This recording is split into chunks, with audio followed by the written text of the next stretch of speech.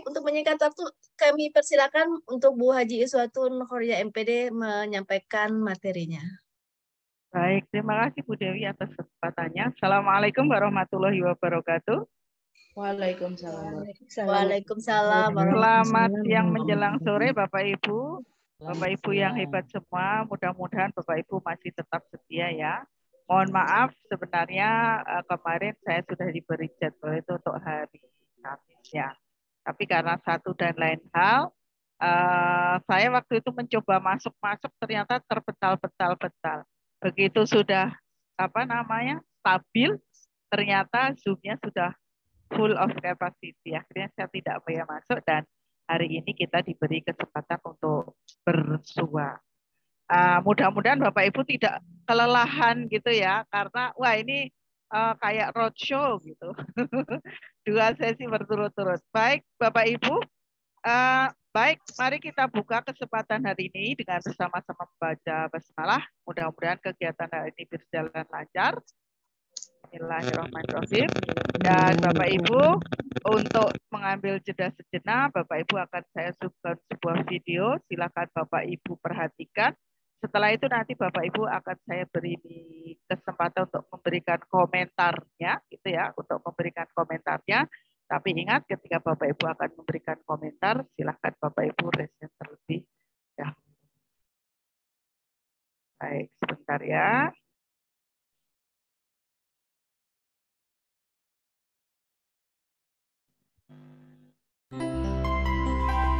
Suaranya bisa terdengar Bapak Ibu? Terdengar Bu? Baik. Bisa Bu.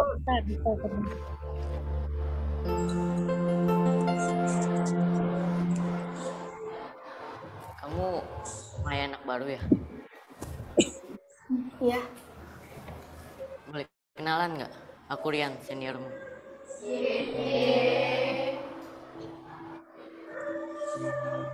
Kamu orang mana? Orang Semarang. Jauh ya? Hei, ada apa ini? Perundungan ya?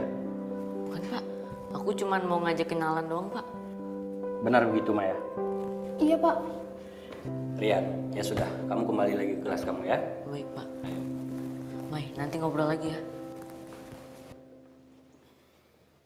Maya, kalau ada apa-apa kamu ngomong ke saya ya. Saya akan wali kelas kamu. Baik Pak.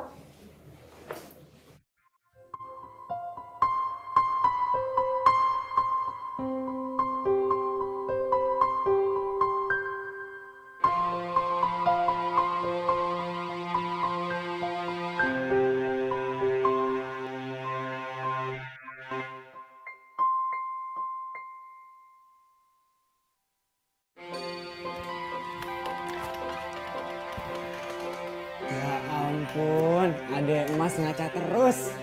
Mas Raka kok gak ketuk pintu dulu sih? Apaan sih, Dek? Mas! Mas mau cuma main lah.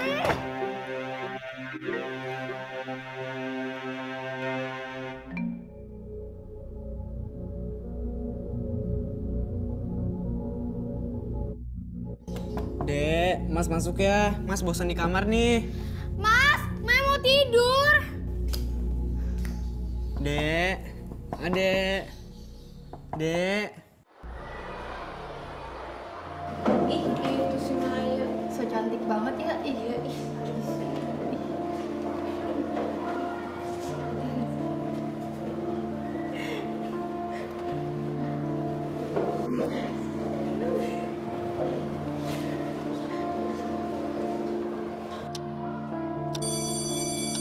Anak-anak, tugasnya tolong dikumpulkan minggu depan ya. Maya, kamu nggak dengar Bapak ngomong di depan barusan apa? Maaf Pak, saya tidak dengar. Maya.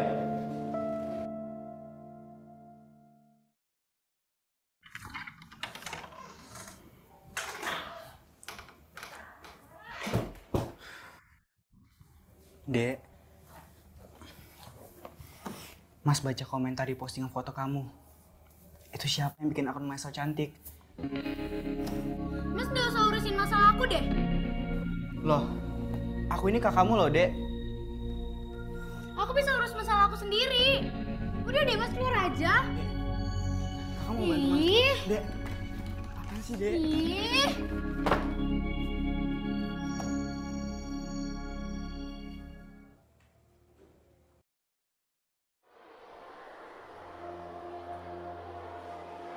Maya, saya bisa bicara sebentar.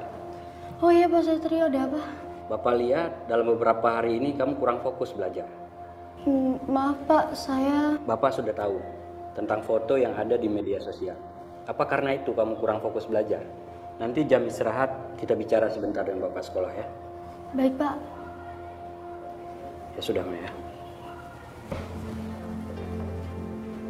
Anak-anak, sebelum kalian pulang, Bapak ingin menyampaikan sesuatu kepada kalian. Yaitu tentang masalah perundungan maya.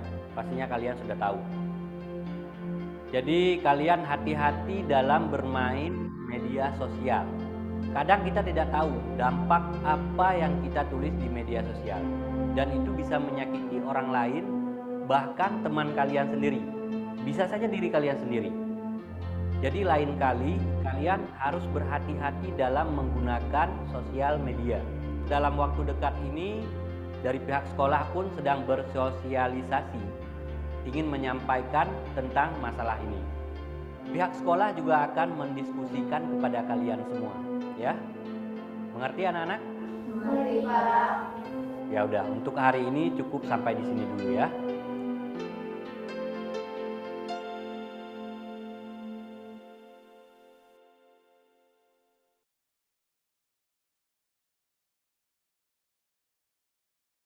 Baik, itu hanya sekedar spoiler saja. Nih, siapa yang mau komentar silahkan tentang film yang barusan diputar. Monggo, apakah ada yang mau berkomentar? Wah, nampaknya nggak ada yang komen. Baik, kalau tidak ada yang komen, Bapak Ibu, mohon didengarkan baik-baik ya. Saya akan memberikan 3 pertanyaan, ya, memberikan 3 pertanyaan. Bapak Ibu cukup menjawabnya dengan setuju atau tidak setuju. Bapak Ibu silahkan gunakan chat. Kalau setuju, Bapak Ibu tuliskan S. Kalau tidak setuju, Bapak Ibu tuliskan T. Ya, kalau setuju S, kalau tidak setuju T. Tapi mohon jangan enter sebelum ada perintah enter. Jadi jangan satu-satu. Ya. Jangan satu-satu. Ada 4 pertanyaan. Jadi nanti Bapak Ibu misalnya take dulu S, T. Nah, setelah silahkan masukkan, baru Bapak Ibu masukkan bersama-sama. Jangan satu-satu. Bisa dipahami Bapak Ibu? Bisa. Baik. Mari kita lihat ya, pertanyaan pertama. Pertanyaan pertama. Dengarkan baik-baik ya Bapak Ibu ya. Pertanyaan pertama. Hukuman dapat mendisiplinkan anak.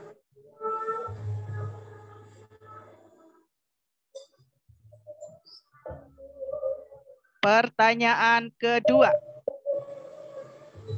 Pernyataan yang kedua. Pemberian hukuman dengan hal positif seperti membaca atau membersihkan halaman sekolah dapat meningkatkan disiplin anak.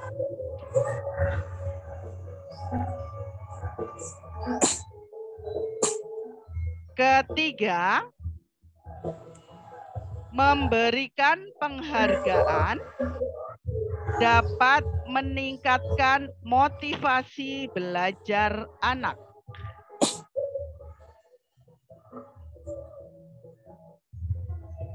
Yang keempat,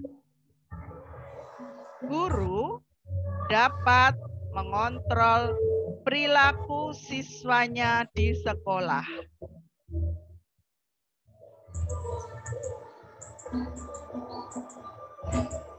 Silahkan masukkan jawaban Bapak Ibu.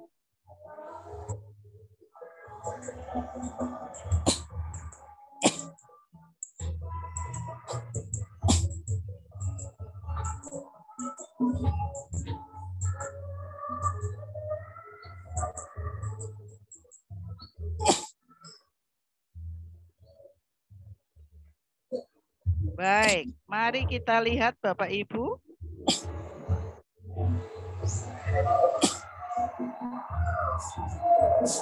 Wih, ternyata bervariasi. Ada yang S, S, S, T, T, T, T, S. Ada S, S, S, S, T, S, S, S. Wow. S, S, S, T. Setuju, setuju, setuju, setuju. Ada yang masukkan satu-satu. Waduh, ini berarti Bapak Ibu tidak mendengarkan dengan baik. T, T, T, S, T, S, S, T. Baik. Baik, mari kita lihat ya jawaban Bapak Ibu. Kemarin kan Bapak Ibu sudah belajar tentang berbagai macam budaya positif. Ya, tadi pertanyaan yang pertama adalah, ya pernyataan yang pertama adalah bahwa hukuman itu dapat mendisiplinkan anak. Saya lihat tadi ada yang menjawab setuju. Silakan Bapak Ibu yang tadi menjawab setuju, bisa dibuka mic-nya dan bisa memberikan penjelasan singkatnya. Monggo, dipersilakan. Tadi saya lihat di chat masih banyak yang menjawab nomor 1 itu jawabannya adalah setuju bahwa hukuman itu bisa mendisiplinkan anak atau bisa mendisiplinkan siswa. Silakan Bapak Ibu. Yang tadi menjawab setuju, ini ada Bu Rimadani. Kemudian ada Bu Purnamasari, ada Bu Novi. Ayo salah satu, monggo dipersilahkan. Ada Bu Yulia, ada Bu Sugiyarti. Yang nomor 1 menjawab setuju, ada Bu Pepia.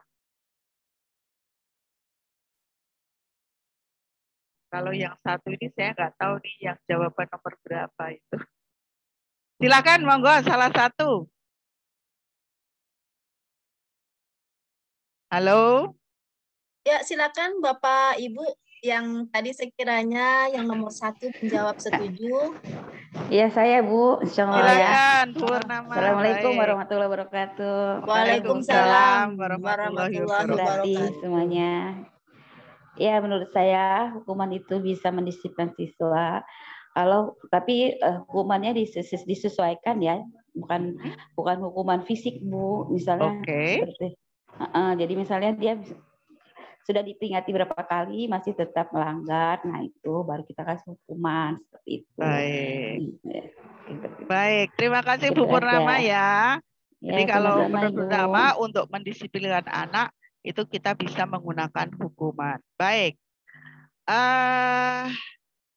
Ini Bu Sugiyarti juga menulis di chatnya, betul Bu, dari apa yang sudah dijalani, terkadang kita harus memberikan hukuman kepada anak supaya anak itu bisa disiplin. Baik.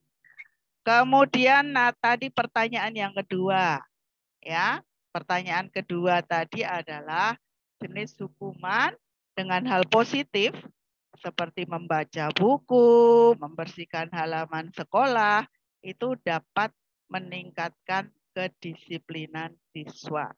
Tadi juga masih ada yang setuju, menjawab setuju bahwa betul Bu, kata Bu Purnama tadi ya, kita beri hukuman, tapi hukumannya bukan hukuman yang bersifat menyakitkan, tapi hukuman-hukuman yang bersifat positif. Seperti itu tadi, suruh baca buku, suruh baca surat-surat pendek, suruh baca Asmaul Husna, suruh ini dan sebagainya, dengan tujuan untuk mendisiplinkan siswa. Kemudian memberi penghargaan dapat meningkatkan motivasi belajar anak. Baik, tadi ada yang menjawab setuju, ada yang menjawab tidak setuju. Kemudian yang terakhir, guru dapat mengontrol perilaku siswa di sekolah. Ada yang menjawab setuju, ada yang menjawab tidak. Ini yang nomor 4, siapa tadi yang menjawab tidak ya? Bahwa guru itu ternyata tidak dapat mengontrol perilaku siswa di sekolah. Siapa yang menjawab tidak tadi ya? Mohon untuk bisa berbagi dengan kita. Ibu Lisa. Silahkan, Bu Lisa. Ibu Lisa Iya, Herpina. Baik, silahkan Bu Lisa. iya Ibu. Iya, terima kasih atas kesempatan yang diberikan kepada saya. Iya benar bahwa tadi saya mengisi jawaban tidak setuju. Jadi menurut saya segala yang dilakukan anak itu pada akhirnya nanti tergantung dari hidayah, Ibu. Oh, Jadi hidayah. guru itu hanya bisa, iya. Jadi mungkin benar bahwa guru bisa memberikan pandangannya seperti itu. Tetapi merubah itu harus dalam diri anak itu sendiri. Nah, itu hubungannya dengan kemudian kalau kita sebagai orang tua adalah doa dari kedua orang tuanya dan lain sebagainya. Tetapi memang pembiasaan di dalam sekolah itu bisa meningkatkan karakter positif atau budaya positif yang ada pada anak seperti itu. Baik. Tetapi tetap menurut saya pada akhirnya nanti yang akan merubah anak itu sendiri itu adalah dari dalam diri mereka sendiri, bukan kita sebagai gurunya yang bisa merubah mereka seperti itu. Terima kasih Ibu. Oke, terima kasih Bu Lisa. Beli aplaus dong buat Bu Lisa. Mencerahkan sekali. Baik Bapak Ibu, saya ketika mengikuti Bapak Ibu di hari kedua ya, ketika ada sama Bu Rizka itu, Bapak Ibu kan udah belajar yang namanya teori kontrol ya. Ketika itu kalau nggak salah ada game, Bapak Ibu suruh memegang sesuatu di dalam genggaman, kemudian orang lain diminta untuk membujuk. Ya. Ada yang akhirnya mau melepaskan genggaman tersebut, ada yang tetap tidak mau melepaskan genggaman. Sebenarnya inti dari permainan itu Bapak Ibu, ketika Bapak Ibu mempunyai sesuatu yang berharga di dalam genggaman, keputusan untuk membuka atau tetap menggenggam itu ada di siapa Bapak Ibu?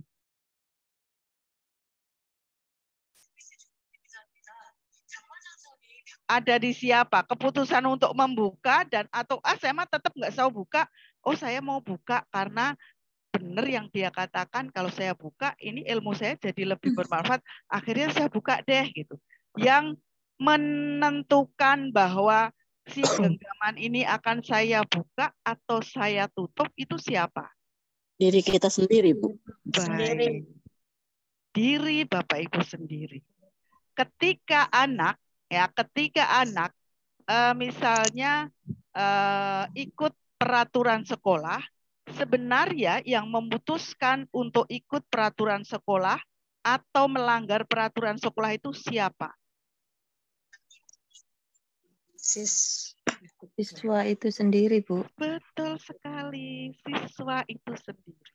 Artinya berdasarkan teori kontrol, tidak ada seorang pun yang bisa mengontrol orang lain. Kalau Bapak Ibu guru sebagai guru seakan-akan bisa mendisiplinkan siswa, itu hanyalah sebuah ilusi. Kenapa disebut ilusi?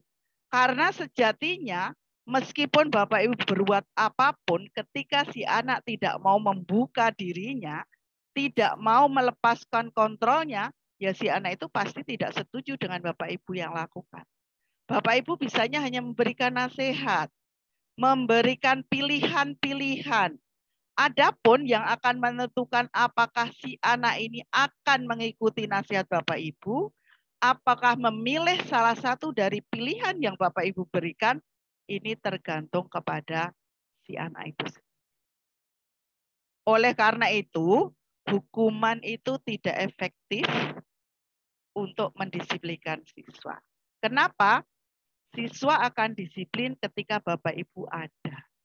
Apa yang terjadi ketika Bapak Ibu tidak ada? Apakah si anak-anak ini akan selamanya didampingi oleh Bapak dan Ibu? Tidak. Ya, maka seperti tadi sudah disampaikan oleh Pak Darno, ketika Bapak Ibu melakukan kesepakatan, jangan hanya sebatas mengikuti peraturan. Tapi tanamkan di hati siswa bahwa ini adalah sebuah keyakinan. Ketika anak sepakat untuk misalnya membuang sampah pada tempatnya. Jangan hanya pas membuang sampah pada tempatnya karena takut dihukum, tetapi dia menghargai diri sendiri. Saya adalah orang yang bertanggung jawab. Ketika teman-teman semua mempunyai kesepakatan untuk membuang sampah pada tempatnya, sebagai anak yang bertanggung jawab, maka saya akan membuang sampah pada tempatnya. Jadi bukan karena takut dihukum oleh Bu Lisa, gitu ya. Bukan karena menginginkan poin, bukan karena menginginkan hadiah, tetapi semata-mata karena ingin menghargai diri sendiri, ingin menunjukkan seperti apa diri saya. Itulah yang dinamakan keyakinan kelas. Jadi Bapak Ibu ke depannya ketika membuat kesepakatan-kesepakatan, jangan kesepakatan itu berupa pekerjaan, tetapi arahkan ke arah keyakinan. Contoh, misalnya ya, Bu, kita harus datang, tidak boleh terlambat dong, harus datang tepat waktu. Oke, kita sepakat ya datang tepat waktu. Kira-kira nilai apa yang akan kalian dapat ketika kalian datang tepat waktu? Menghormati orang lain, tanggung jawab, kemudian juga menghargai diri sendiri. Bisa mengatur diri sendiri. Jadi diarahkannya ke sana Bapak Ibu.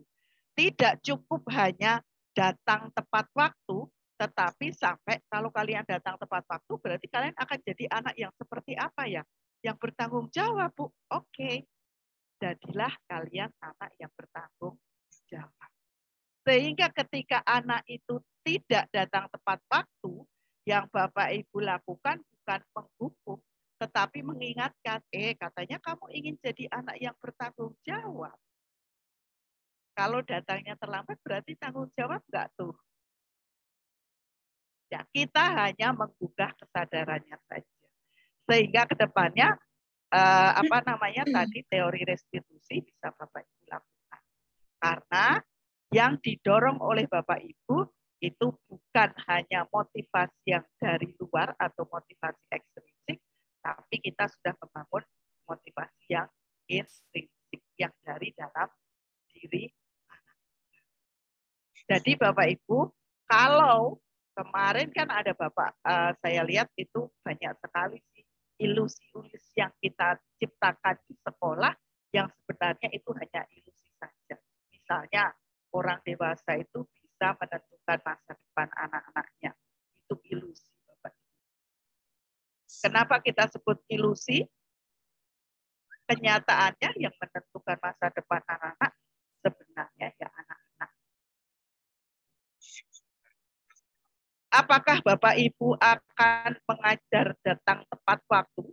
Mari kita pertanyakan pada diri sendiri.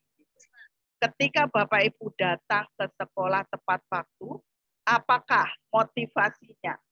Satu, karena takut nanti cantiknya itu dikurangi jamnya sehingga merah, ataukah nanti di akhir tahun biar saya dapat guru paling rajin sekolah, ataukah karena ya memang saya orang yang disiplin dan tepat waktu, itu sebagai penghargaan diri saya sendiri. Dan nanti Bapak Ibu rasakan ketika Bapak Ibu motivasinya masih yang 1-2 karena takut hukuman dan karena ingin hadiah, itu berarti Bapak Ibu motivasinya baru tingkat 1 dan tingkat 2, belum tingkat 3. Jadi kemarin Bapak Ibu sudah belajar ya, ada 3 tingkat motivasi. Tingkat motivasi yang paling itu adalah ketika seseorang melakukan sesuatu untuk menghindari ketidaknyamanan karena takut dihukum. Motivasi yang kedua itu adalah ketika kita melakukan sesuatu karena menginginkan hadiah. Dan motivasi yang ketiga adalah ketika kita melakukan sesuatu, ini untuk menghargai diri kita sendiri. Menunjukkan sesungguhnya diri kita itu seperti apa. Motivasi tingkat 1 dan tingkat 2 itu masih motivasi yang sifatnya ekstrinsik, sementara motivasi yang ketiga itu adalah motivasi yang sifatnya sudah intrinsik. Dan Bapak Ibu nanti bisa melihat anak-anak kita dorong anak-anak kita supaya ketika mereka memiliki disiplin, motivasinya bukan karena 1, bukan karena 2, tapi karena motivasi yang intrinsik. Baik, sampai di sini apakah ada yang mau bertanya? Silakan Bapak Ibu. Oh, ada Bu Neneng. Bu Silakan Neneng. Bu Neneng. Belum dibuka Bu Neneng mic-nya? Ya, Ibu Haji, terima kasih atas kesempatannya. Silakan Bu. Di sini sedikit menanggapi, mohon Ibu bisa memperjelas keyakinan saya. Baik. Berkaitan dengan teori kontrol, Ibu tadi dikatakan bahwa yang menentukan masa depan anak itu sendiri. Kapan dia mau membuka dirinya kepada guru dan kapan tidak. Di sini mungkin saya sedikit menyampaikan bahwa anak itu tentu punya perbedaan respon yang berbeda-beda ya Bu ya, dalam satu sekolah. Nah, untuk membuka diri dari yang mereka masalahkan, biasanya itu perlu proses, Ibu. Ya. Perlu proses. Betul, Bu. Ya, dan proses itu bisa dengan berbagai cara oleh guru BK atau wali kelas atau guru lain, melalui berbagai cara pendekatan, nasihat, dan terus menerus. Tapi ada kalanya siswa pun berubah, Ibu, dari yang biasanya mereka cenderung menutup diri, ada kelonggaran mereka mau membuka diri. Nah, mohon tanggapannya dari Ibu, bukan saya tidak setuju dengan teori kontrol, tapi lebih kepada meyakinkan saya dari yang teori Ibu sampaikan tadi. Terima kasih Ibu, saya dari SMP Negeri 4 Cilengsi. Baik, terima kasih Bu Neneng atas ininya. Baik, Bapak Ibu. Tadi yang disampaikan Bu Neneng itu kan ada teori stimulus dan respon. Artinya ketika ada stimulus ya ada respon dong. Kita banyak nasihat, kita banyak ini, akhirnya anak mau menerima. Ketika kita berbicara tentang teori kontrol, Bu, ketika kita berbicara tentang teori kontrol, sebenarnya seperti tadi yang dikatakan Bu Neneng, kita bisa menasihat doang. Yang menentukan apakah akhirnya si anak itu mau dekat dengan kita atau tidak, itu sebenarnya bukan kita. Kalau toh seandainya Bapak Ibu dengan hukuman dan sebagainya anak akhirnya berdisiplin, apakah Bapak Ibu yakin gitu ya bahwa apa yang disampaikan ketika dia dalam ancaman yang dia sampaikan itu adalah sesuatu yang jujur. Jangan-jangan dengan banyaknya hukuman justru kita akan menjadikan anak-anak kita anak-anak yang tidak jujur karena takut dihukum. Ketika dia mengambil uang, kemudian Bapak Ibu tanya, saya nggak ngambil kok. Awas kalau kamu, akhirnya dengan berbagai alasan, ternyata akhirnya dia memutuskan kok jujur, misalnya gitu ya Bu ya. Iya Bu, tadi saya yang ngambil. Nah, kemudian biasanya kalau anak sudah jujur kan kita langsung cueng gitu kan Bu ya. Kamu harus begini, harus begini, harus ini. Nanti di kesempatan berikutnya Bu, ketika dia ketahuan gitu ya, kemarin saya jujur malah saya akhirnya kena hukuman. Mendingan gua nggak jujur biar nggak kena hukuman. Itu berarti yang kita dekati anak-anak kita motivasinya hanya karena dihukum. Terlebih lagi dengan pernyataan yang kedua tadi, Bapak Ibu menghukum anak dengan memberikan hukuman yang menurut Bapak Ibu positif. Misalnya, kalau kamu terlambat baca Al-Quran, apakah Bapak Ibu tidak takut seandainya di dalam apalagi itu disampaikan untuk anak-anak yang masih kecil Bu ya, yang masih usia-usia dini. Apakah Bapak Ibu tidak takut kalau sampai besarnya nanti dia punya pendapat, saya mau baca Al-Quran itu kalau dihukum. Saya mau menghafalkan surat-surat pendek, itu karena saya dihukum. Bisa nggak terjadi demikian kalau itu Bapak Ibu biasakan? Terlambat, baca Asmaul Husna. Jangan-jangan ketika nanti dewasa dia baca Asmaul Husna, yang dia bayangkan bukan pahala ketika membaca Asmaul Husna, tetapi yang dia bayangkan adalah saya sedang dihukum.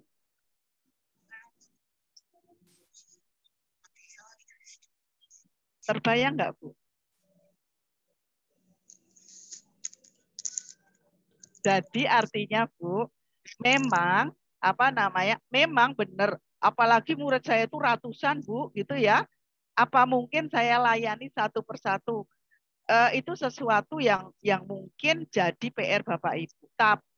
Tetapi yang mulai kita sadarkan ke anak-anak dan kita mulai menyadari diri sendiri bahwa sebenarnya kita bisa melakukan pendampingan dan meyakinkan anak-anak, mendorong anak-anak ketika kalian berbuat sesuatu yang baik, jangan karena ingin hadiah, jangan karena takut dihukum, tetapi jadikan itu karakter pribadi. Jadikan itu sesuatu nilai positif yang ada di dalam dirimu.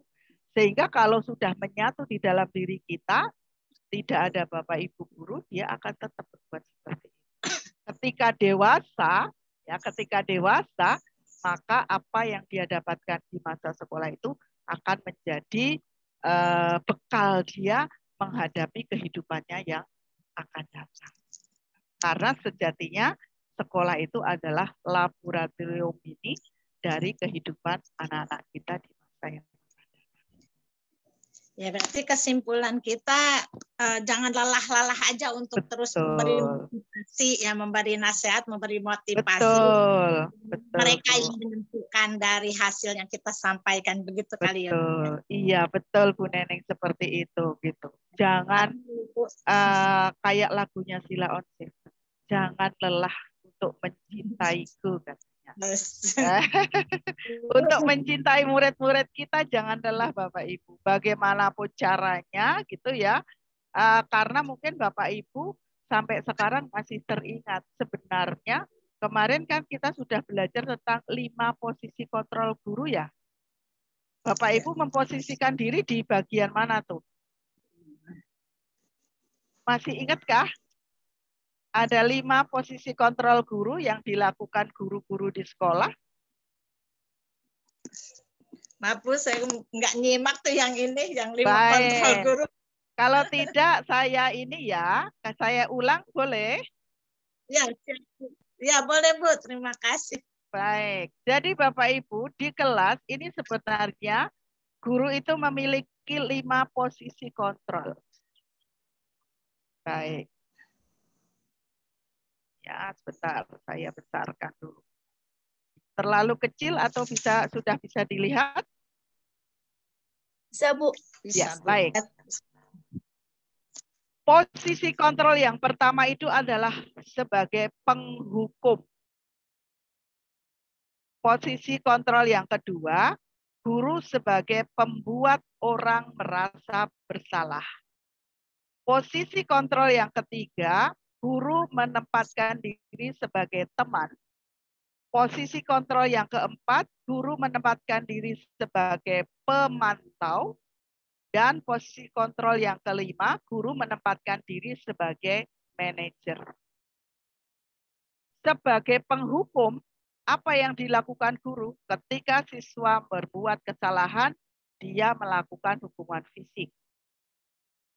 Awas ya, rasakan biar kapok kamu.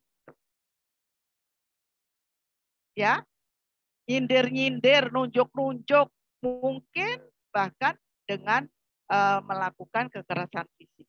Akibatnya apa? Si anak di depan ibu ya. Tetapi kemungkinan satu, anak itu akan cenderung berbohong karena menghindari ketidaknyamanan yang Bapak Ibu berikan. Biar aman, dia berbohong. Atau dia cenderung ngeles. Bukan saya kok Pak, itu yang buat itu si itu. Gitu. Nyalahkan orang lain. Supaya dia tidak dihukum. Atau apes-apesnya Bu, anak itu balik memberontak. Setiap saya berbuat salah Bapak, kalau dia sudah punya kekuatan, mungkin dia akan melawan kita.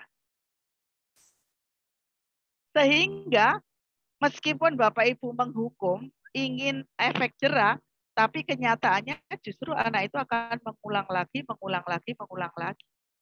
Paling nanti juga dimarah-marahin doang. Nah, silahkan Bapak Ibu renungkan. Yang kedua itu adalah Bapak Ibu memposisikan sebagai orang yang membuat rasa bersalah. Membuat rasa orang bersalah itu sebenarnya hampir sama dengan menghukum, tapi kata-katanya manis. Coba bayangkan kalau kamu seperti ini, apa orang tuamu tidak kecewa? Kamu nggak kasihan apa sama orang tuamu yang sudah membiayai kamu? Kenapa kamu berbuat seperti ini? Ingat, ayahmu seperti ini, ibumu seperti ini, dan sebagainya. Sehingga sebenarnya dengan yang pertama si penghukum itu efeknya hampir sama. Dan Bapak Ibu, ini kita sebut anak-anak ini memiliki identitas yang gagal. Karena dia merasa dirinya orang yang tidak berguna.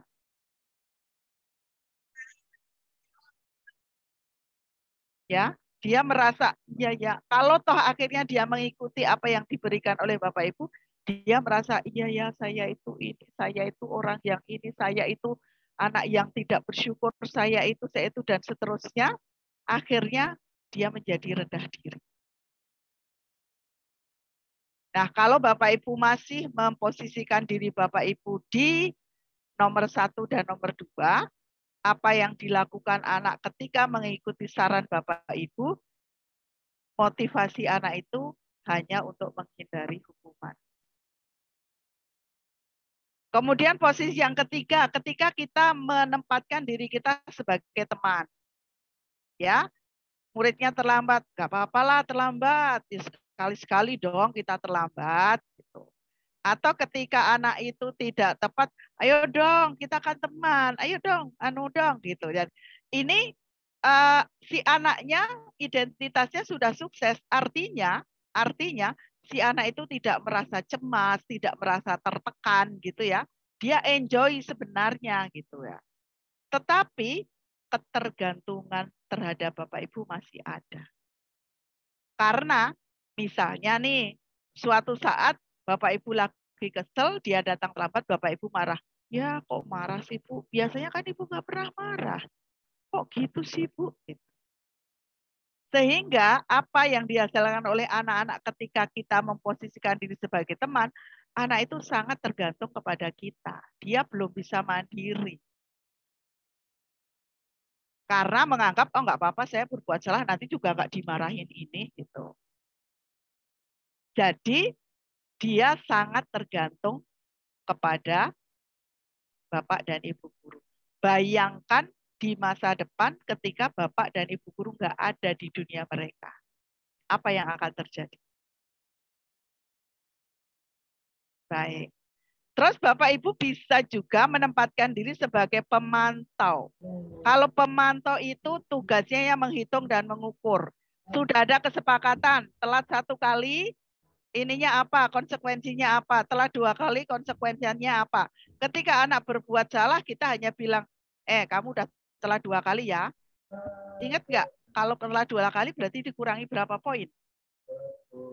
Ya, kurangi berapa poin? Baik. Oh, berarti saya harus ini ya, Bu. Ya, oke, silahkan. Ya, oke, silahkan. Jadi, sebenarnya ini sudah lebih baik, tetapi ketika dia melakukan sesuatu, dia masih ada harapan mendapatkan imbalan atau ketergantungan kepada orang lain. Apalagi kalau ibu misalnya, kalau kamu datang tepat waktu, ibu kasih 1 bintang. Nanti datang lagi 2 bintang, 3 bintang, 4 bintang gitu. Giliran suatu saat bintang ibu habis, Bu, kok nggak ada bintangnya lagi? Males dong kalau gitu, aku nggak mau lagi gitu. Atau Bapak Ibu, bagus anak-anak, kamu bisa menjawab, ibu kasih 1 permen, 2 permen. Giliran besok Bapak Ibu nggak bawa permen, apa yang terjadi? Males jawab, nggak ada permennya. Gitu. Kemudian berarti ini sudah lebih baik karena anak itu identitasnya sudah berhasil. Artinya anak tidak merasa rendah diri, anak sudah merasa lebih enjoy, tetapi masih tergantung kepada orang lain. Nah, kalau Bapak Ibu menempatkan diri sebagai manajer, ketika anak berbuat salah, Bapak Ibu tidak, kamu sudah berapa kali telat, ini enggak. Tapi Bapak Ibu tanya, kenapa kamu terlambat? Apa yang bisa kamu lakukan supaya kamu tidak terlambat? Kira-kira bagaimana ya kamu akan melakukan apa supaya kamu bisa memperbaiki diri dan sebagainya? Maka ini Bapak Ibu sudah mengarahkan anak-anak untuk menghargai dirinya sendiri. Sehingga si anak ketika berbuat sesuatu, dia tidak akan menyalahkan orang lain, tapi dia akan bermuhasabah. Dia akan mencari cara bagaimana memecahkan masalah yang dia hadapi. Jadi kalau Bapak Ibu suatu saat memang posisi posisi idealnya adalah Bapak Ibu pada posisi manajer. Tetapi seperti yang dikatakan Bu Neneng tadi, bagaimana saya mau jadi manajer, Bu? Wong anak itu saya ajak ngomong diem aja. Mau jawab nggak mau, ini nggak mau. Jadi dia itu saya panggil itu pokoknya mah dia diem aja. Karena kan anak-anak juga macam-macam ya Bu ya. Ada yang banyak ngomong, ada yang diem. Nah, ketika Bapak Ibu belum bisa bertindak sebagai seorang manajer, Bapak Ibu bisa switch menjadi seorang pemantau. Apa kesepakatan kita? Kalau kamu nggak mengikuti kesepakatan, apa yang harus kamu lakukan dan sebagainya. Jadi posisi yang paling memungkinkan untuk membiasakan anak memiliki disiplin positif adalah di switch antara pemantau manajer. Manajer pemantau, pemantau manajer, manajer pemantau, itu saja. Jadi Bapak Ibu bergeraknya di sini. Antara seorang manajer dengan seorang pemantau. Ya, ini kemarin mungkin sudah ya ini ya. Pertanyaan-pertanyaan ini kemarin sudah dicoba ya. Nah, kemudian berikutnya Bapak Ibu juga harus bisa membedakan antara hukuman dan konsekuensi. Ayo, Bapak Ibu kemarin sudah didiskusikan pasti. Ada yang bisa berbagi apa bedanya hukuman dan konsekuensi? Kalau nggak salah tadi Pak Darno baru saja mendiskusikan tuh. Apa ya bedanya hukuman dengan konsekuensi?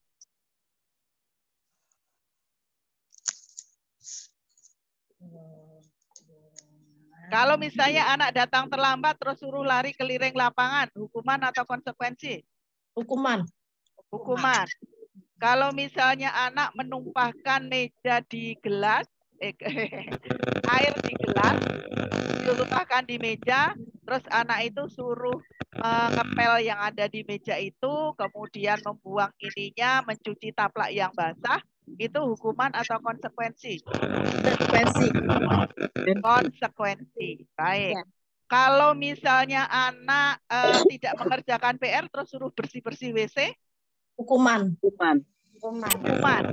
Ya. Kalau misalnya anak nggak mengerjakan PR terus suruh Bapak Ibu suruh nulis, aku berjanji tidak akan tidak mengerjakan PR. Aku berjanji akan selalu mengerjakan PR 1000 kali. Tadi hukuman.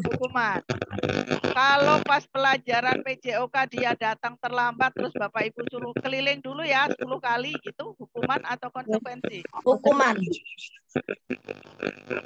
Hukuman apa konsekuensi? Hukuman itu. Itu konsekuensi. Kenapa? Karena setiap pelajaran olahraga harus dalam pemanasan dulu. Ya, jadi sama. Telat suruh keliling lapangan, tapi kalau dalam pelajaran olahraga ini bisa bukan hukuman. Karena ketika mau berolahraga kan anak-anak yang lainnya juga udah muter-muter dulu, Bu. Udah lari. Karena dia terlambat nggak boleh langsung ikut kegiatan. Harus pemanasan dulu, jadi kamu lari dulu 10 putaran misalnya untuk pemanasan supaya ketika mengikuti kegiatan dia tidak cedera dan tidak. Ya, jadi Bapak Ibu lihat bedanya sebenarnya antara hukuman dan konsekuensi itu kadang-kadang tipis, yang jelas konsekuensi itu harus relevan dengan apa yang dilakukan oleh anak. Jadi relevan. Menyelesaikan masalah. Ya, kalau misalnya anak datang terlambat 10 menit, kemudian ibu, karena kamu tadi datangnya terlambat 10 menit, berarti nanti kamu pulangnya ditambah 10 menit lagi, kamu ngerjain ini ya, dikasih tugas 10 menit teman-temannya udah istirahat, kamu nggak boleh istirahat, 10 menit lagi baru boleh istirahat lah, itu bukan hukuman. Itu merupakan perwujudan tanggung jawab anak untuk mengikuti pembelajaran. Jadi Bapak Ibu silakan yang di sekolahnya sudah punya peraturan-peraturan, monggo diperhatikan apakah peraturan-peraturan itu konsekuensi ataukah hukuman. Hindarkan yang berupa hukuman dan kuatkan yang berupa konsekuensi. Ketika itu berupa konsekuensi pun harus kembali Bapak Ibu, saya sarankan ketika kesepakatan itu adalah sebuah konsekuensi, mohon diarahkan anak supaya itu berkembang menjadi sebuah keyakinan. Ya, coba nih ibu-ibu yang pinter naik motor, kalau naik motor pakai helm itu kenapa? Kenapa kok kalau naik motor pakai helm? Ya, untuk keamanan, keselamatan, Bu. Kalau ibu sudah menjawabnya untuk keamanan, keselamatan, kira-kira meskipun tidak ada polisi, tetap pakai helm tidak? Pakai. Yes. Anak-anak kita juga gitu, Bu. Jadi ketika memakai helm itu sudah menjadi suatu gaya hidup, suatu keyakinan, bukan karena takut ditilang oleh polisi, itu ya, maka kapanpun, dimanapun dia akan. Yang Bapak Ibu guru agama misalnya, ketika menghukum anaknya karena tidak sholat, kamu nggak sholat, hukum gitu ya. Nah itu harus sambil diberikan nasihat, sampai tertanam di dalam jiwanya bahwa sholat itu bukan karena menghindari hukuman, tapi itu suatu kebutuhan. Jadi kapanpun, dimanapun, si anak itu akan tetap sholat tepat waktu meskipun Bapak Ibu guru tidak ada. Itu adalah PR berat kita. Baik. Baik. Apakah ada yang mau bertanya sebelum saya lanjutkan? Ya, silakan Bapak Ibu. Ada kesempatan untuk sesi bertanya. Silakan Bapak Ibu. Oh, masih belum Bu Haji. Oh, masih. Baik. Masih mau menyimak. Kayaknya ini. Saya mau bertanya. Ada Bu. Ya, siapa Bu? Boleh. Ya. Assalamualaikum warahmatullahi wabarakatuh. Waalaikumsalam warahmatullahi wabarakatuh. Ibu Romlah ya? Iya, Bu. Ya, dari SMP Silakan, mana, Bu? Bu. Dari SMP 4 Parung Panjang. Baik, silakan, Bu. Saya bertanya ya Bu ya, tadi kan dari siswa itu ada yang disebut hukuman, ada yang disebut konsekuensi, tetapi misalnya apa perbedaan dari hukuman dan konsekuensi? Karena punten nih, kadang anak nih kalau udah dikasih hukuman sekian terus aja melanggar gitu kan, dan konsekuensi juga udah kamu diberi kesempatan seperti ini gitu tetap aja.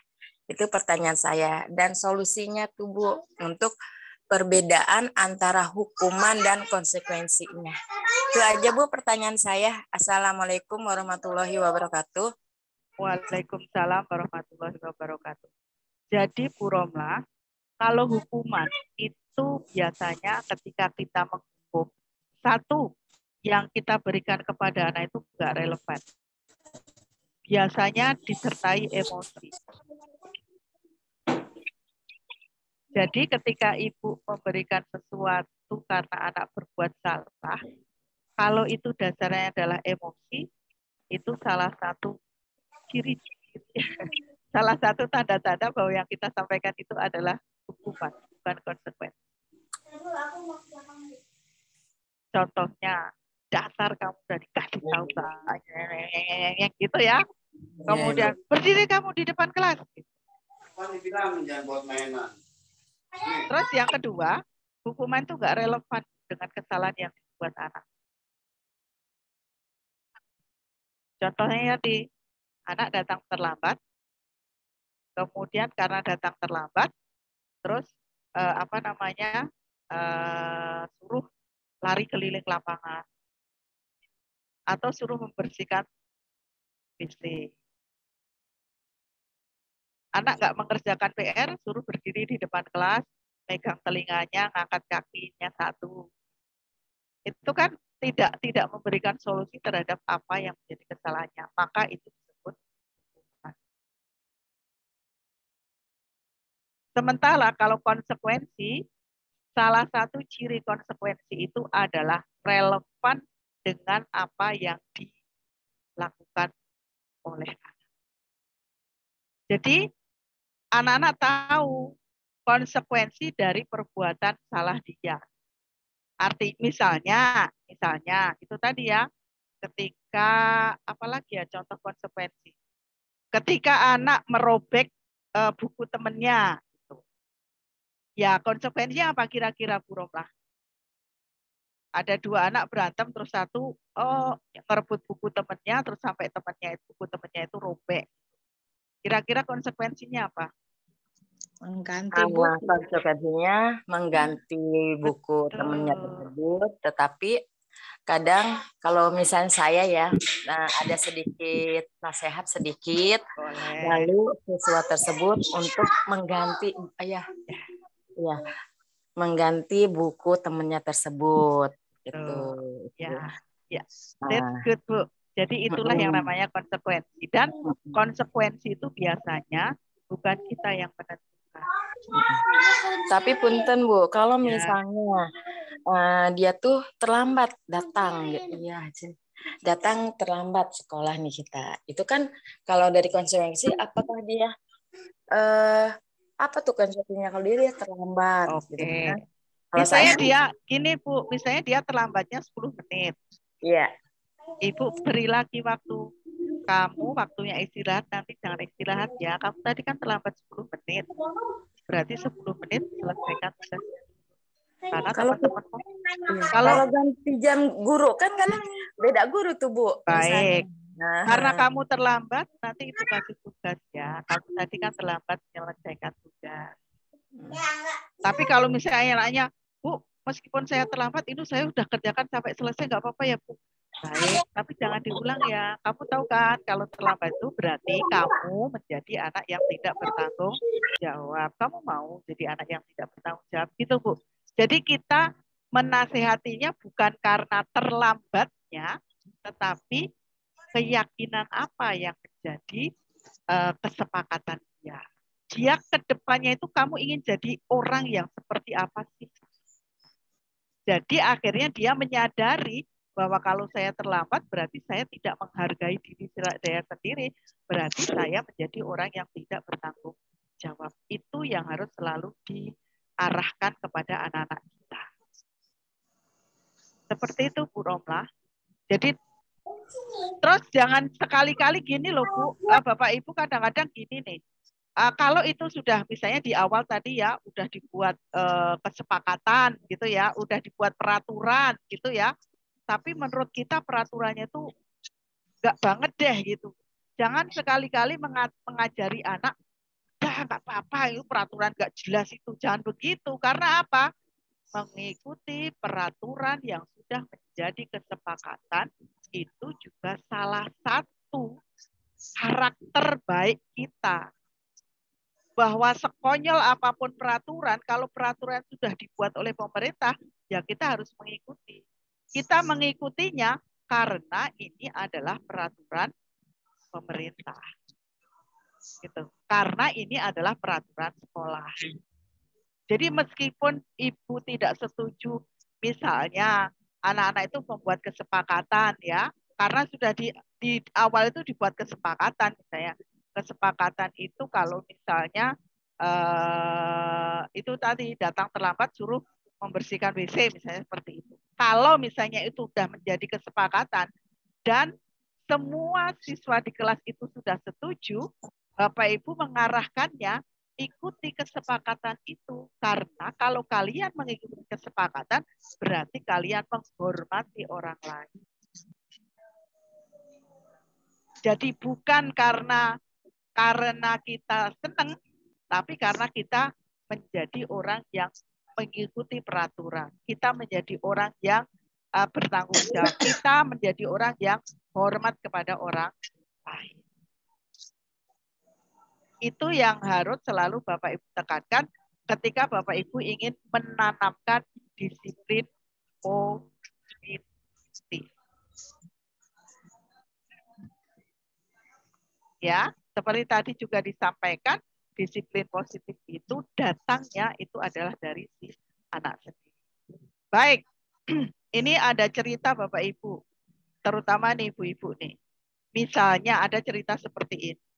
Ibu-ibu ini baru pulang dari kerja sore siang hari gitu ya. Misalnya ini pas mungkin pulang ya dari mana deh pulang gitu.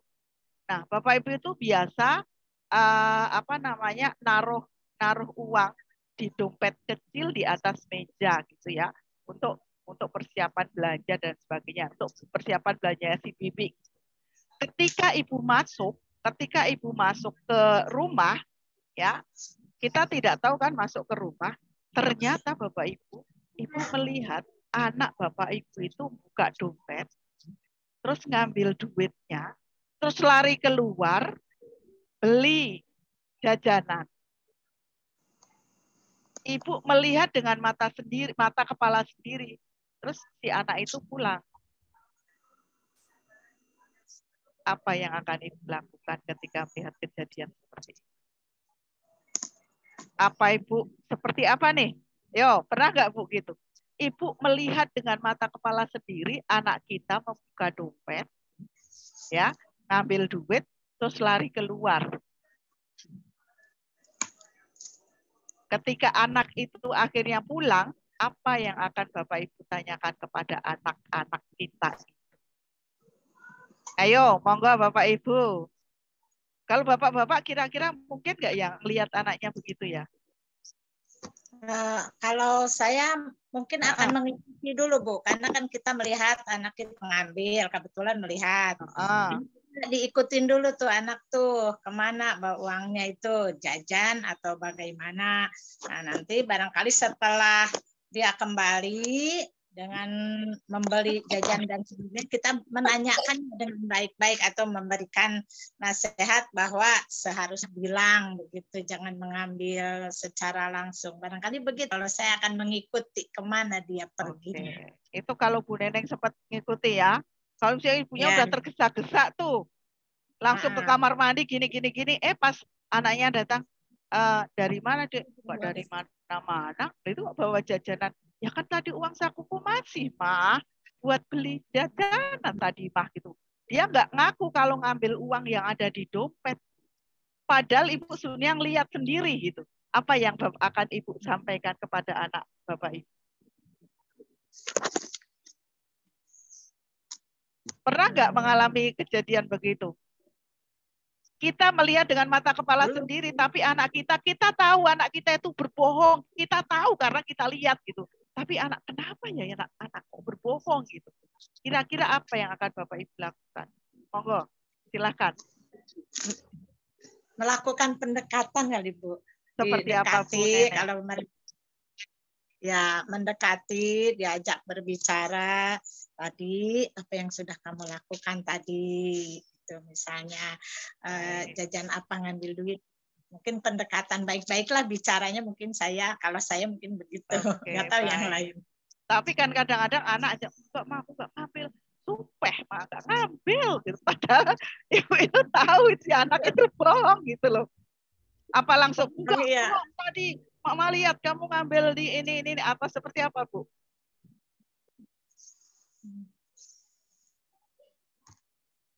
Nah, Bapak Ibu, itulah yang disebut tadi teorinya namanya segitiga restitusi.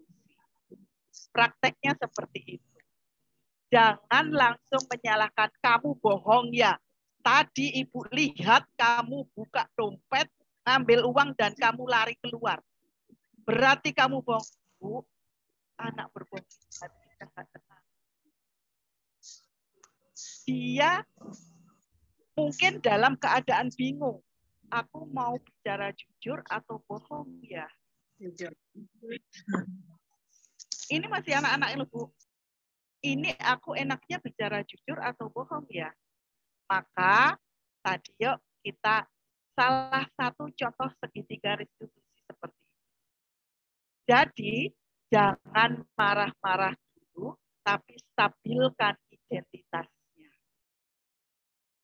Stabilkan identitasnya itu apa? Dicari tahu dulu. Motivasi dia ngambil uang itu. Ada kan? Bapak Ibu kemarin sudah belajar kan? Ada berapa macam motivasi atau dasar seseorang melakukan sesuatu? Pak, udah lupa ya? Coba kita ulang kembali, boleh ya? Baik, sebentar saya ulang kembali. Ada 5 Bapak Ibu. Ada 5, ini dia. Ya. Jadi pertama ketika Bapak Ibu melihat seperti itu, Bapak Ibu lihat motivasi dia apa ya? Apakah untuk bertahan hidup? Apakah dia ingin kasih sayang dan rasa diterima? Ataukah karena power, kekuasaan? Atau karena kebebasan? Atau karena just for fun, kesenangan saja? Setelah ditanya, misalnya setelah tadi ya, ditanya dulu, distabilkan dulu, setelah distabilkan baru ditanya nanti motivasi. Cara menstabilkannya bagaimana? Dek, coba Dek duduk di sini Dek. Gitu ya. Mama tadi kayaknya lihat deh, kamu ambil duit dari ini. Tapi Mama nggak marah kok Dek. Tapi Mama nggak marah kok Dek. Setiap manusia itu kan pernah berbuat salah ya dia. Adik tadi ngambil duit buat apa sih? Tuh. Ini mah kan adik lapar mah. Terus mamahnya nggak pulang-pulang. Terus ada tukang ini tadi mah. Adik kan pengen jajan, nungguin mamanya nggak pulang-pulang. Terus adik lihat ada dompet di situ, ya udah adik beli untuk ini karena adik lapar. Nah itu berarti motivasinya adalah untuk bertahan hidup. Kalau urusannya perut ya Bapak Ibu jangan marah-marah. Mungkin setelah itu baru nanti masuk ke segitiga yang ketiga. Ya, jadi alasannya apapun Bapak Ibu harus stabilkan. Nah, jadi ini adalah praktik dari ini Bapak Ibu tadi. Ini ya. Nah, ini terjadi di rumah sebetulnya bisa juga. Pasangan suami istri juga boleh. Murid-murid di sekolah juga boleh. Ketika Bapak Ibu melihat sesuatu kesalahan yang dilakukan oleh murid, pertama, itu jangan ini langsung marah-marah. Tapi anak yang berbuat salah, suami yang berbuat salah, tetangga yang berbuat salah, atau siswa yang berbuat salah, dia itu sebetulnya identitasnya sedang tidak stabil. Jadi kalau Bapak Ibu langsung mencecar dengan nasihat, langsung memberikan tuduhan, langsung memberikan ancaman-ancaman, nggak akan masuk. Kenapa? Karena dia stabilitas identitasnya itu lagi nggak stabil. Kalau identitasnya lagi nggak stabil, apapun yang Bapak Ibu nasihatkan itu mentok. Tidak akan didengar. Maka Bapak Ibu stabilitaskan dulu identitasnya. Jangan takut. Setiap orang pasti pernah berbuat salah. Ibu juga pernah berbuat salah. Jadi lebih baik jujur daripada bohong. Kalau kamu jujur dan seterusnya lah. Sehingga akhirnya dia sudah apa ya? Sudah sadar bahwa oh iya ya, saya memang salah. Nah, setelah anak itu stabil identitasnya dan dia menyadari apa kesalahannya, baru Bapak Ibu bergerak ke segitiga yang sebelah kiri. Validasi kebutuhan. Ya, validasi kebutuhan itu yang ditanyakan pertama adalah apa ya motivasimu berbuat seperti itu? Apakah karena tadi? Apakah karena hanya iseng-iseng belaka? Ataukah karena kamu merasa tertekan dan ingin bebas? Ataukah karena kamu ingin perhatian? Atau mungkin kamu ingin menunjukkan bahwa kamu itu seseorang yang berkuasa? Setelah itu, kalau kamu ini just for fun, misalnya kamu hanya ingin senang-senang, bagaimana menurut kamu? Kamu tetap bisa senang-senang, tidak. Jadi kita cari jalan keluarnya. Setelah ketemu jalan keluarnya, baru kita menuju ke segitiga yang sebelah kanan. Jadi keyakinan kita seperti apa? Kamu di masa depan ingin jadi orang yang seperti apa? Kalau kamu melakukan seperti itu, kira-kira sesuai nggak dengan apa yang kamu inginkan? Supaya bisa sesuai apa yang kamu lakukan di masa depan. Sehingga selesailah gimana kalau misalnya di berikutnya itu anak berbuat salah kembali, ya kita lakukan kembali. Kenapa? Karena mungkin satu perbuatan beda. Mungkin sama anak-anak kita itu nyontek. Ada 3 anak nyontek. Tapi mungkin motivasinya. Dan Bapak Ibu akan menemukan motivasi anak yang berbeda-beda ini apabila Bapak Ibu melakukan pendekatan. Jadi tidak bisa semua anak itu sama rata.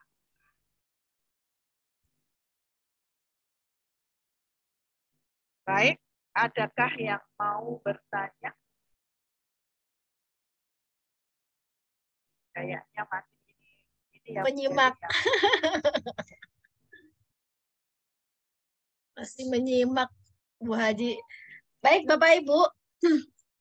Silakan jika ada yang mau ditanyakan. Saya lagi.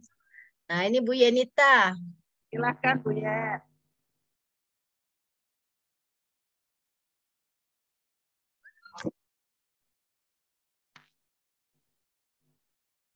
Siapa tadi Bu Dewi yang mau bertanya?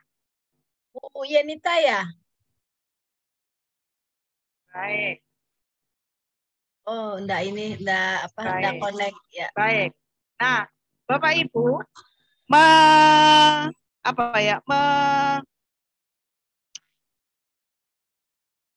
menanamkan budaya positif, terutama di zaman sekarang yang serba digital ini tantangannya berat sekali. Karena anak-anak mendapatkan informasi bukan dari kita saja, tetapi anak-anak juga mendapatkan informasi dari berbagai macam. Dan anak-anak selain mendapatkan informasi dari gurunya, dia juga akan mendapatkan informasi dari lingkungan sekitarnya, dari teman-temannya. Dan bagaimana kita mendorong anak-anak kita itu supaya ketika berteman itu bisa mendapatkan teman yang baik. Baik, silahkan Bapak Ibu simak. Ya, silahkan Bapak Ibu simak. Saya akan share. Mungkin ini nanti bisa digunakan untuk apa ya?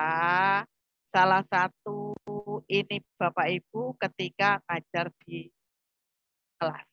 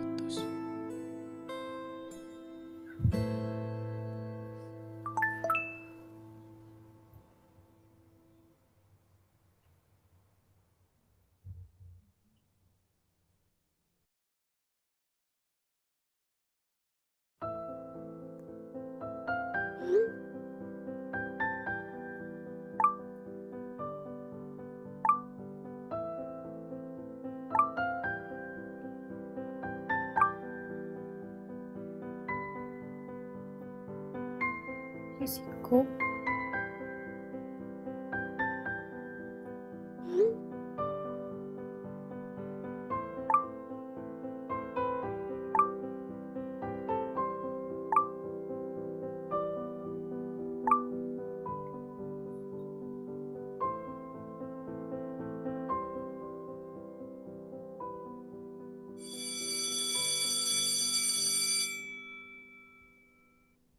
Lila, kalau hubungan sudah membuat kita tidak nyaman dan ada paksaan untuk melakukan sesuatu yang tidak kita inginkan, itu sudah termasuk hubungan toksik.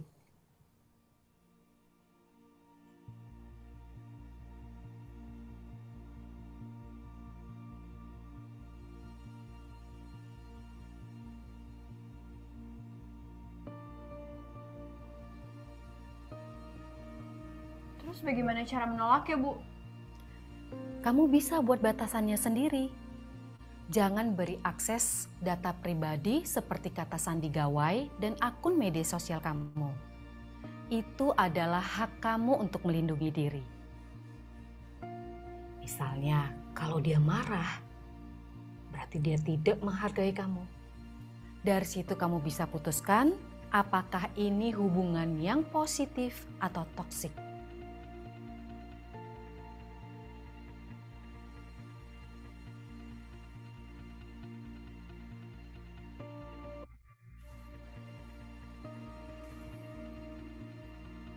Teman-teman menyarankan Lila untuk memviralkan lewat media sosial. Kalau menurut Ibu bagaimana? Memviralkan sesuatu itu ada konsekuensinya. Keamanan bisa terancam dan informasi pribadi bisa bocor. Lalu akan banyak rentetan pertanyaan dan komentar yang mungkin akan menyudutkan.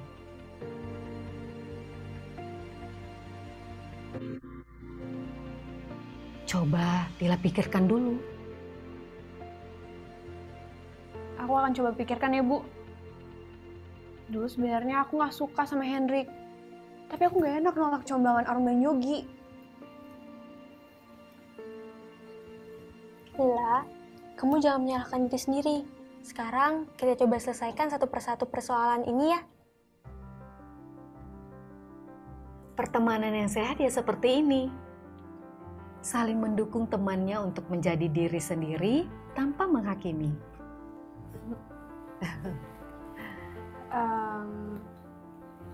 Bu, ini boleh kita pakai buat foto bersama kan? Boleh. Aku mau kasih kejutan. Yang ini. Kita foto? 1, 2, 3. Cheers.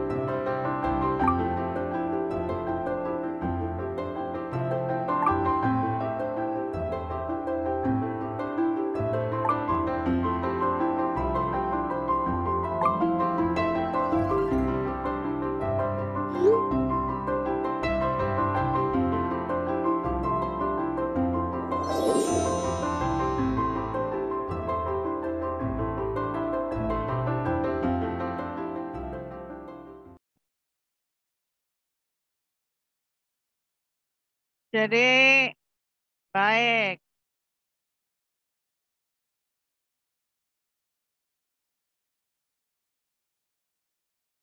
Baik. Nah, Bapak Ibu, ternyata tantangan kita setelah pandemi COVID-19 itu makin berat. Karena anak-anak kita hidup itu sekarang itu di zamannya digital, tidak di zaman kita gitu. Kalau tadi ada nasihat tentang bagaimana menjalin pertemanan yang sehat, kita sekarang saatnya bertanya kepada diri kita sendiri juga sebagai guru gitu ya. Apakah selama ini kita menjadi guru-guru yang sehat juga gitu. Jangan-jangan kita menjadi guru-guru yang toksik. Kenapa toksik? Kita suka memaksakan kehendak kepada murid-murid kita dan murid-murid kita menjadi sangat tergantung kepada kita. Jadi ajari anak-anak kita untuk tetap berteman, baik di dunia nyata maupun di dunia maya. Dan seperti tadi yang Bapak Ibu lihat di dalam film tadi, bahwa ketika Bapak Ibu menemani siswa, itu sebenarnya ketika ditanya menurut Ibu bagaimana, dia hanya memberikan batasan-batasan saja, sementara menyerahkan aksi yang akan dilakukan kepada siswanya kembali. Tadi Bapak Ibu ngelihat nggak guru BK-nya? Oh ya kalau begitu putusin aja itu pacarmu karena pacarmu udah begini.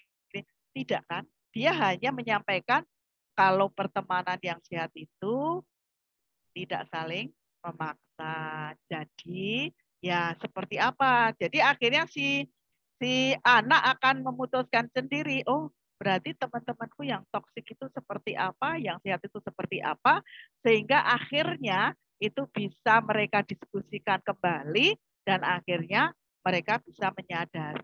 Itulah core dari disiplin positif. Jadi sekali lagi yang memegang kontrol ketika seseorang melakukan sesuatu bukan orang lain di luar diri, tetapi diri orang itu sendiri. Baik, apakah ada yang mau bertanya? Baik, kalau tidak Bapak Ibu saya ingin menyisipkan sedikit materi, boleh? Silakan Ibu. Baik, jadi ceritanya seperti ini Bapak Ibu. Saya dan beberapa orang pengawas itu diberi amanah oleh Asian Foundation ya sebagai duta untuk mengkampanyekan tentang literasi digital. Karena sekarang ternyata literasi digital itu sangat diperlukan, baik oleh guru maupun oleh siswa, baik oleh orang dewasa maupun oleh anak-anak kita. Oleh karena itu, mari sekarang Bapak Ibu, saya ingin menyampaikan sedikit pencerahan mungkin gitu ya, atau mungkin ini Bapak Ibu sebenarnya sudah tahu dan sudah pernah mengalami, tetapi saya ingin membagi kepada Bapak Ibu.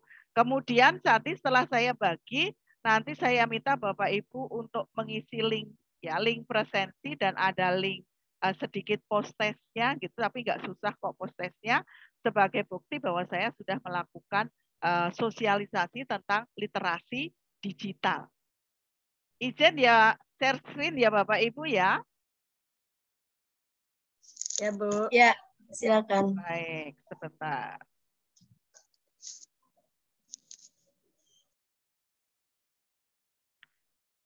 Baik. Oke.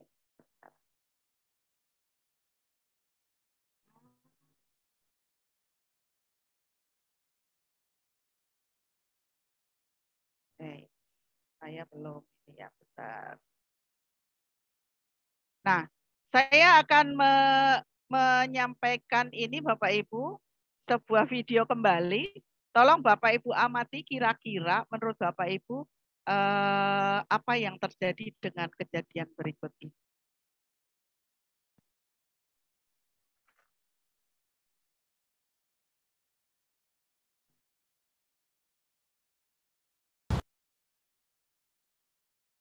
Hey Serena. Yeah? What you got in your bag?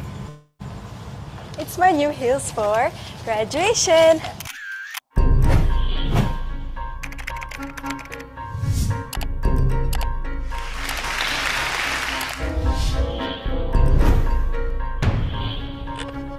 Good morning, guys. Guess what day it is? It's my birthday.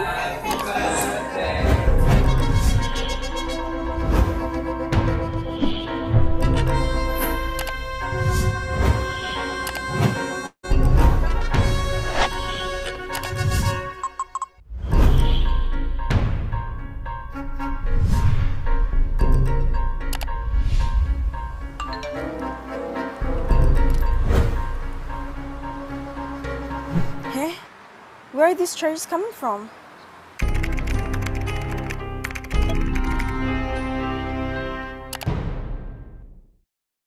Baik. Apakah Bapak Ibu pernah mengalami hal seperti itu? Tiba-tiba akunnya diretas. Ibu-ibu tidak meminjam pinjaman online, tiba-tiba ditagih-tagih, dikejar-kejar. Padahal itu bukan ibu. Ternyata setelah diselidiki, penyebabnya sebetulnya kesalahan ada di kita juga. Pertama, ya, ketika Bapak Ibu kan kadang kita biasa ya share-share foto, share-share ini gitu ya. Hindarkan ketika Bapak Ibu share foto di Instagram atau di Facebook atau di medsos kita, 1, nama lengkap. 2, alamat lengkap. Jadi Bapak Ibu foto di depan rumah gitu ya. Di situ ada perumahan apa ini apa, sehingga di foto kita bisa dilihat oleh orang lain. Apalagi tadi kecerobohan seperti ini. Bapak Ibu foto lagi makan-makan, terus nomor kartu debitnya diletakkan di meja ke foto. Wow, udah deh. Itu tanpa disengaja ya Bu Haji ya? Tanpa disengaja, dan itu tadi, apalagi kalau ketika Bapak Ibu misalnya, suka nggak Bapak Ibu pakai wifi di tempat umum, di sekolah di mana, ketika menggunakan wifi di tempat umum, pastikan Bapak Ibu log out. Oh ya, ya. Pastikan Bapak Ibu log out. Sebab ketika Bapak, apalagi pakai komputernya komputer sekolah loh ya. Ya. Pakai komputer sekolah, Bapak Ibu buka akun Bapak Ibu lupa log out. Maka mungkin nanti ada orang lain yang pura-pura menjadi Bapak Ibu, kemudian menggunakan identitas yang Bapak Ibu gunakan untuk kepentingan yang ya melanggar hukum. Jadi Bapak Ibu, marilah kita bijak untuk bermedia sosial, dan di sini saya akan berbagi dengan Bapak Ibu bagaimana ya caranya supaya kita menjadi orang yang bijak bermedia sosial. Kenapa kita harus menjadi orang yang bijak bermedia sosial? Karena ini adalah data-data yang diperoleh ya Bapak Ibu. Bentar ya, saya share.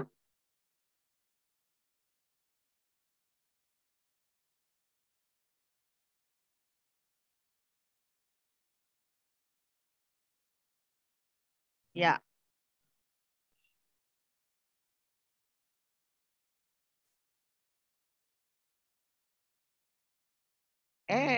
Sorry.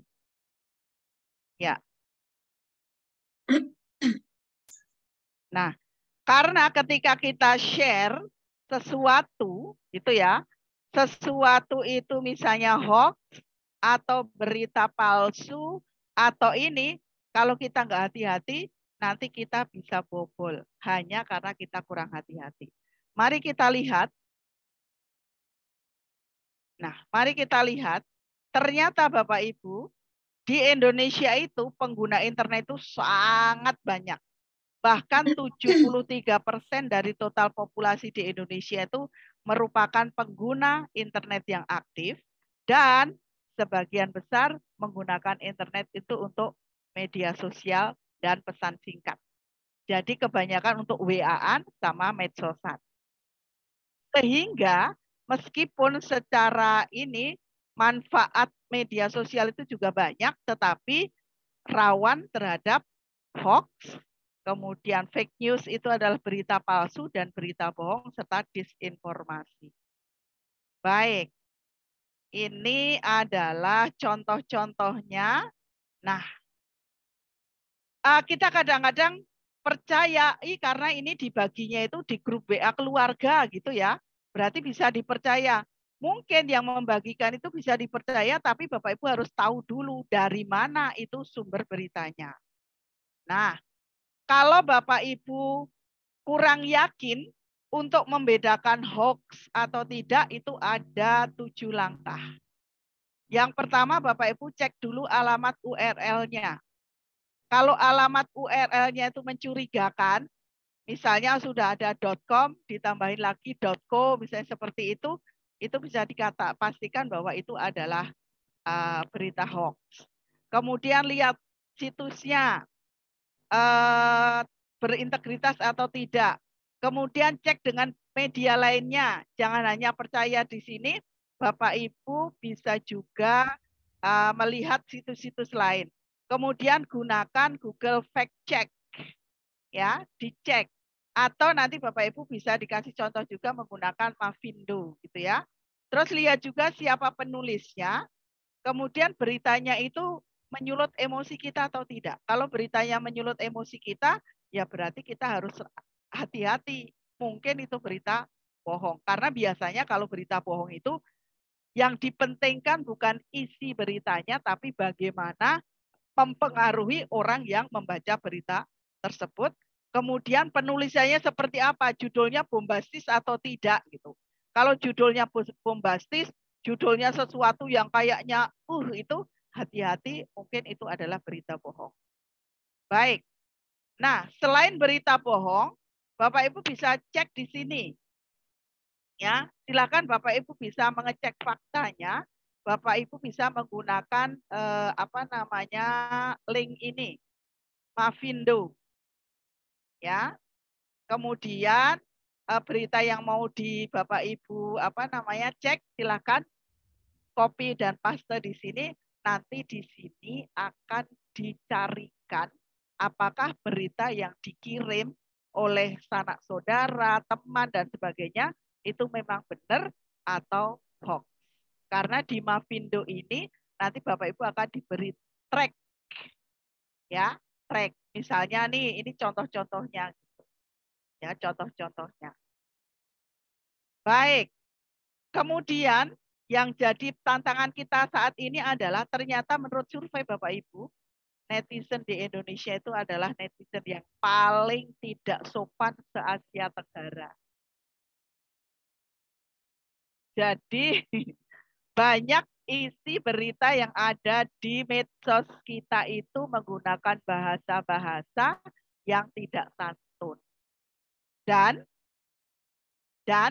banyak nih Bapak Ibu, banyak modus-modus penipuan yang dilakukan lewat internet. Ada penipuan berkedok hadiah, pernah dapat kan? Nomor Anda mendapatkan hadiah 75 juta. Silahkan klik link ini, link ini, link ini. Hati-hati. Kemudian pengiriman tautan link yang berisi malware atau virus. Bapak Ibu pernah mungkin ini apa namanya? Sekarang lagi marak Bapak Ibu.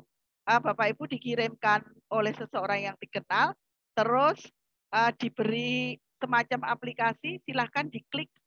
Nah kalau itu diklik, nanti data-data Bapak Ibu diretas.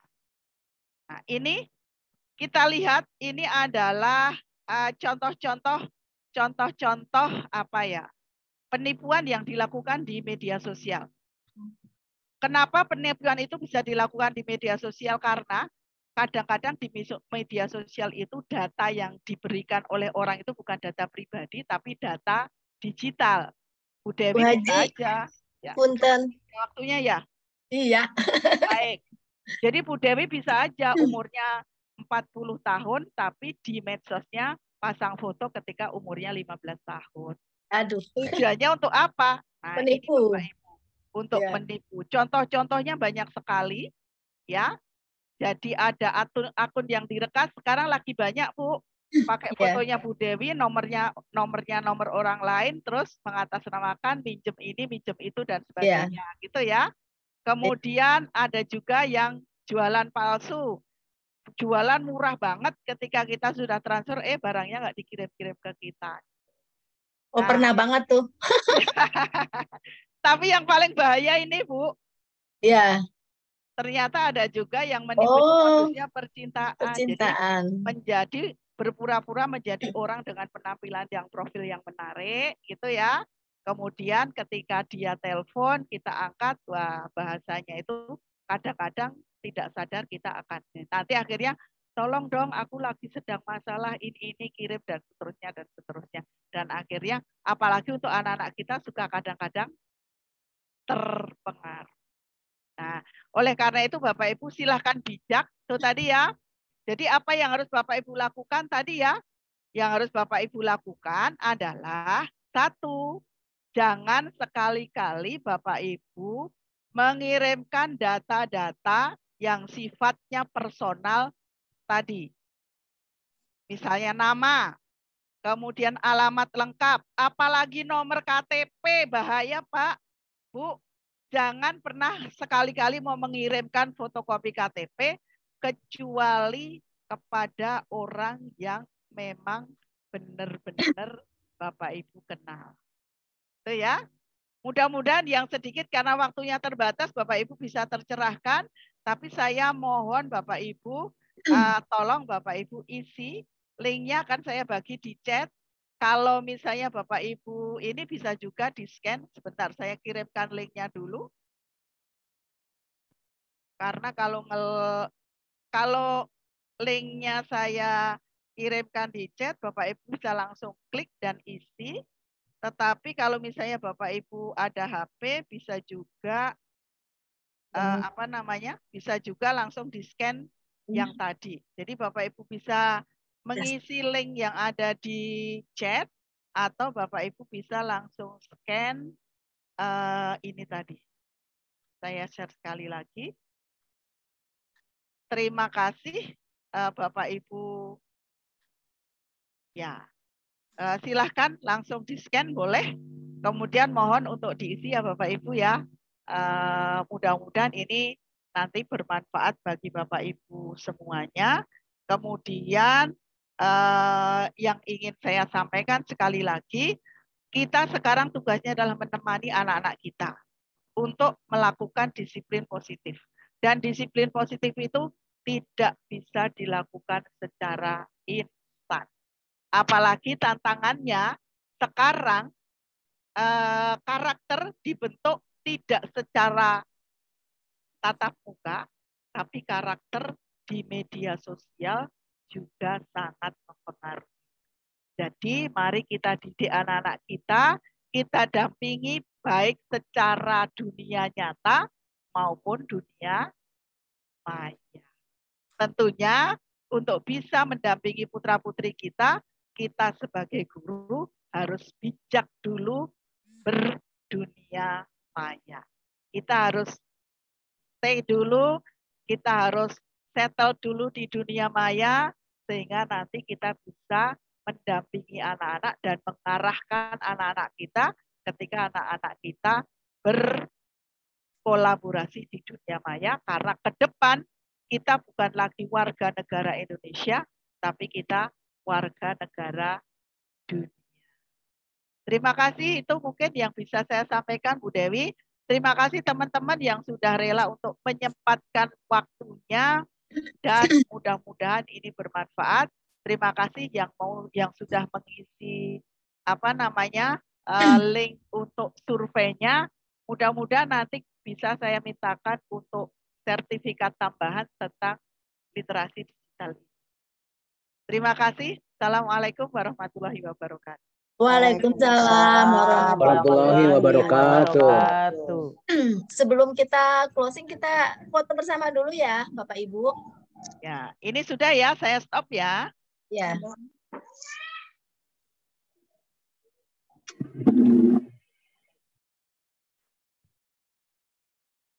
Ya, kita foto bareng ya, Bu. Yep. Siap. 1, 2, 3. Ya, layar 2. Oke, layar 2.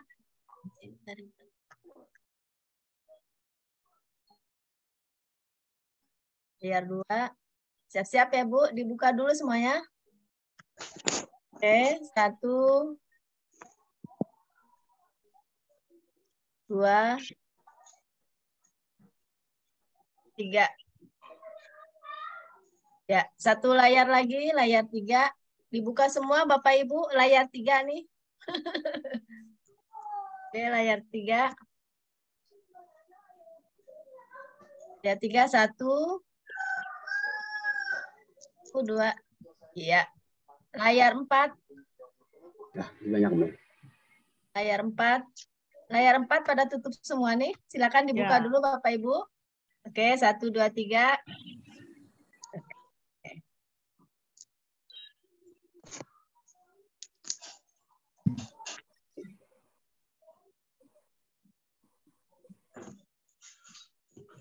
Ya, baik Bapak Ibu, terima kasih kepada Ibu Haji Iswatul Khoria MPD sebagai narasumber pada hari ini. Dan juga kami mengucapkan terima kasih kepada Bapak Ibu peserta webinar yang masih setia sampai hari Sabtu, hari libur masih tetap eksis di dunia maya kita. Amin. Untuk itu Bapak Ibu, nanti jangan lupa untuk isi linknya ya untuk mendapatkan sertifikatnya, dan kemudian juga bila ada materi yang disampaikan dari Ibu Haji Iswatun itu ada yang masih tiba-tiba keingetan ingin ada ditanyakan, silakan bisa langsung di-share di grup, nanti akan disampaikan ke Bu Haji Iswatun. Itu saja yang saya sampaikan pada hari ini sebagai penutup. Mohon maaf bila dari pengurus FKMGMP untuk pelatihan tahap pertama ini, bila ada kehilafan atau tutur kata, mohon dimaafkan. Dan sekali lagi terima kasih atas keikutsertaan Bapak Ibu untuk menimba ilmu di forum FKMGMP ini. Wabillahi taufiq wal hidayah. Wassalamualaikum warahmatullahi wabarakatuh. Waalaikumsalam.